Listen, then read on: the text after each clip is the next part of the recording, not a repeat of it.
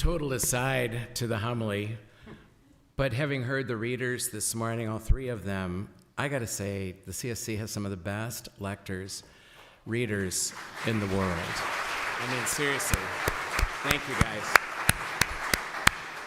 Oftentimes I feel like I really don't even have to preach after people read that well, because you just get it. You just get it. It's amazing. And we're one of the few places don't have missalette, so your face is not buried in the missalette. You're looking at them and receiving the word. It's really, really amazing to see. Be that as it may. This past Monday, Father Brian and I were invited to a feast. Not even a feast of sorts, but I'm talking about a real feast. Chancellor Martin and his wife Stephanie invited us to a formal dinner at their home just up the street. They invited several people, most of them unknown to me, who had been close to me over my years at WashU. But I didn't even know they were coming until just minutes before the dinner, really. And I mean, this was a feast. Wine, amazing wines. Cocktails, so sweet. Toasts of many words that made all of us laugh, mostly at my expense. Did I say desserts? Pork surrounded by bacon. Oh my gosh. Appetizers galore, of which I did eat too many. And did I say desserts? It was so fun, along with all that formality, which I'm really not used to. Oh, and I got to tell you about the servers, those who served at the table. They would just come out on a queue, and three or four of them would stand behind three or four of us, strategically placed, and at a signal, they would all lower, they were standing like this, they would lower it in front of us. And this happened 3 different times. It's like, are you kidding me? But it was really fun, and I found myself laughing a lot, catching up with old friends, and totally honored. It was a feast in every sense of the word. Isaiah the prophet has nothing on us that night. He describes this way: on this mountain of the Lord of hosts will provide for all peoples a feast of rich food and choice wines. And if they didn't get it, he says it again: rich food and pure, choice wines. And then I go home. And as I'm given to do, after my prayers of gratitude for the evening I had with all those people, as I would tend to do most times, I just turned on the news. And the mood of the evening turned on a dime for me. What I heard and what I saw was horrific, terrifying, cruel, most discouraging. People living in constant fear, and fears for us as well of the escalation of that violence over there. The next morning, I opened an email from one of our alumni from the late 90s, maybe early 2000s, and he sent me a poem he wrote, perhaps watching the same news. He entitled it Golgotha. Christ lives in Kfar Aza, amidst charred corpses and mutilated children. Christ wanders in Gaza, hearing the mothers scream. Christ walks through our empty concert field filled with scattered bodies. Christ passes the raped women and squads of IDF soldiers seeking vengeance. Christ passes the armored vehicles, the entrenched mortars, and raised howitzers. Christ passes the beheaded infants and closes his eyes in tears. Christ mourns what Kibbutz Be'eri, and Christ weeps beside the Susi Mosque. Christ descends into bomb shelters and underground tunnels.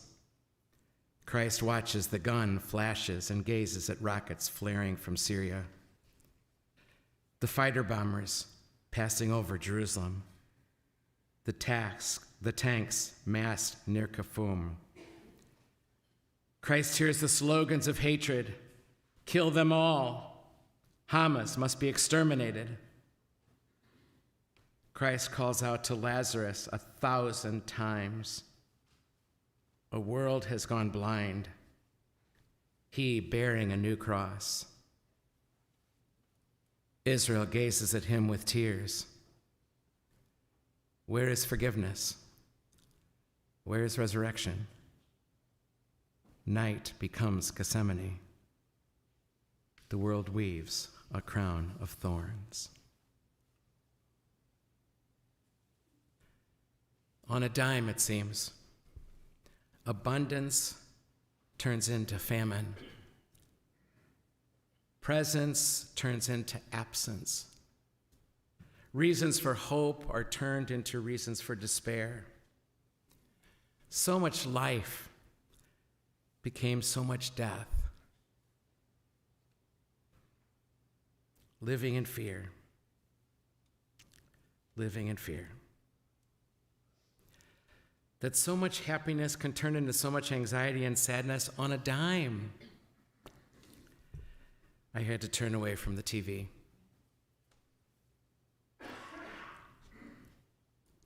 Life, my friends, as you know, is two sides of one coin.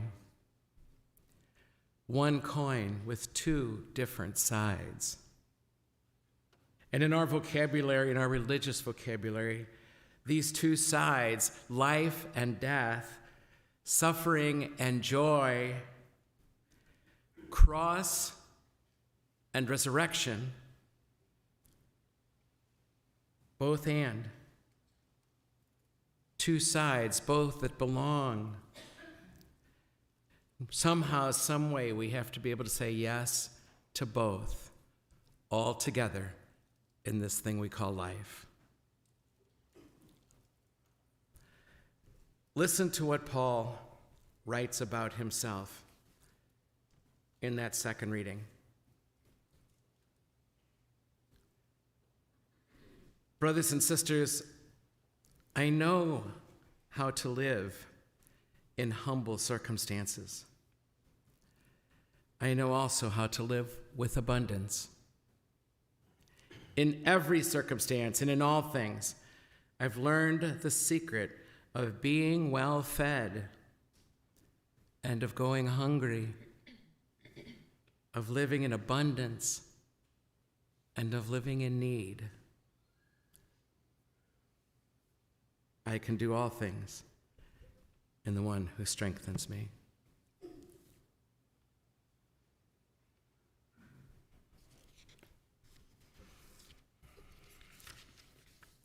Truth is, the truth of that text and our lives is that anything that can happen to a human being may happen to me.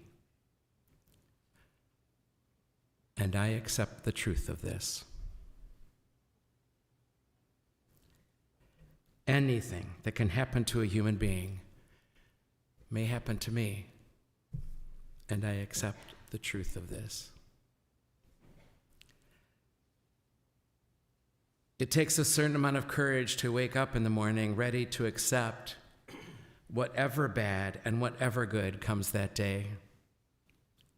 Not locking down our grip on either, but holding both loosely, lightly, realizing that it all belongs. It all belongs. I know we would prefer it to be different than that, but it would never be, and it will never be, on this side of death. It all belongs.